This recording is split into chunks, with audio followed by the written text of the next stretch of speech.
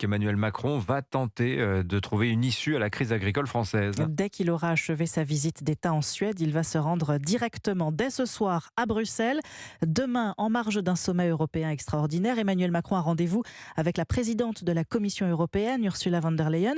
Qu'a-t-il à lui dire, Jacques Serret ? Eh bien, Emmanuel Macron prépare ses arguments depuis Stockholm, notamment sur la question des dispenses de droits de douane pour le blé, le sucre et le poulet ukrainien. Car on a aujourd'hui en volume et en qualité des choses qui déstabilisent le marché européen. C'est des choses qu'on va chercher à réguler. Réguler ce marché alors que ce dispositif a pour objectif de soutenir l'activité économique de Kiev.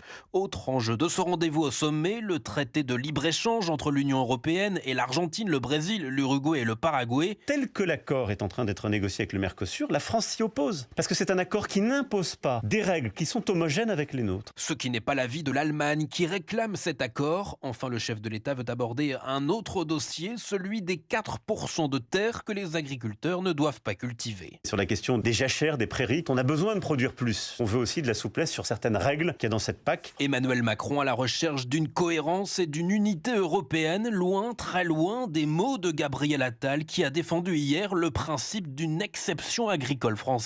Jacques Serret qui suit le déplacement du chef de l'État à Stockholm pour Europe 1.